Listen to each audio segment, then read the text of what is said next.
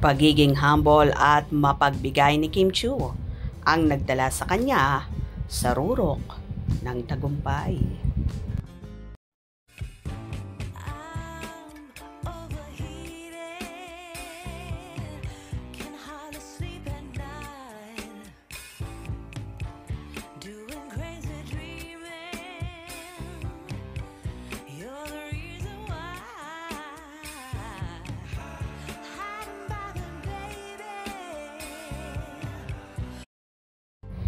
Isa nga ang multimedia idol na si Kim Chiu sa hinahangaan ng lahat kahit halos 2 dekada na sa mundo ng showbiz industry ay hindi pa rin nawawala ang kinang, bagkos lalo nga itong namamayagpag kahit umiidad na siya. Ano nga ba ang sekreto ng isang Kim Chiu na lalong umaapaw ang mga biyaya, mga proyekto at endorsement ay binabaha ang dalaga na tila minamagnet niya ang lahat. Isa lang ang itinuturing ng lahat kung bakit nananatiling sikat ang dalaga. Dahil sa pagiging humble niya at down to earth. Wala siyang kaarte-arte sa katawan. Magaling siyang makisama. Walang masamang tinapay sa dalaga. Mapa-cruise top man yan.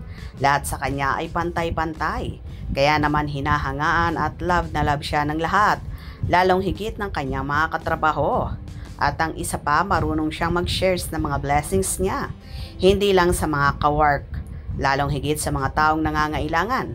Kaya nga ang iba ay nagkakaroon ng hanash na tila si Kim Chiu nga daw ang anak ng Diyos at pinagpala sa lahat.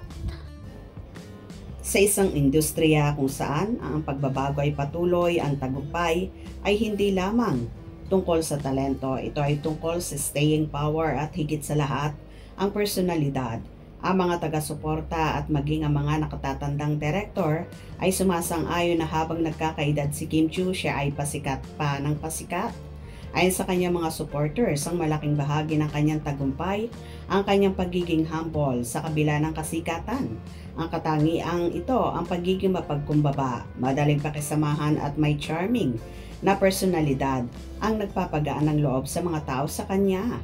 Ang mga head of directors at producers ay inaalagaan siya ng gusto dahil alam nilang malaki ang kanyang potensyal at napakabait niya. Ito ang aral na maaaring matutunan mula sa sitwasyon ni Jay sa showbiz. Ang pagiging humble at pagiging mabait ay kasing halaga o baka mas mahalaga pa kaysa talento lamang. Ang pagiging mapagkumbaba ni Kim Chiu ay nagsisilbing pundasyon. Saan man siya dalhin ang kasikatan, siya ay nananatiling mapagkumbaba at walang tinatapakang tao.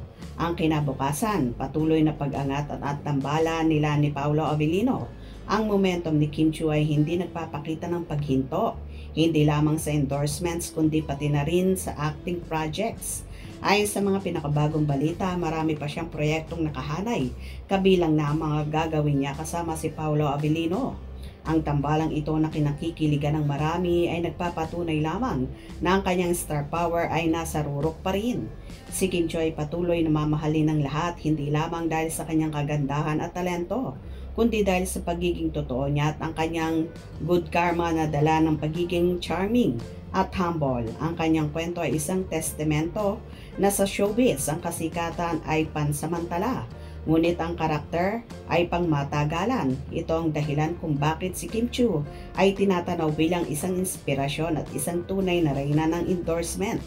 Sa huli, ang pagkakahambing sa pagitan ni Kim Chiu at Jay ay nagbibigay liwanag sa kung ano ang hinahanap ng industriya ngayon. Hindi lang ang sikat kundi ang maaasahan, masipag at mapagkumbabang sikat na magdadala ng positibong epekto sa kanilang mga brand at sa kanilang mga kasamahan. Si Kim Chiu ay malayo pa ang tatahakin at tiyak na patuloy pa siyang magdadala ng karangalan sa kanyang pangalan at sa industriya. Kaya naman love na love talaga siya si Chinita Princess ng halos lahat ng katrabaho niya, producers, directors. Dahil bukod sa mabait siya, ay talaga namang madali siyang pakisamahan at walang masamang tinapay sa dalaga. Hope you enjoyed. Please subscribe for more info.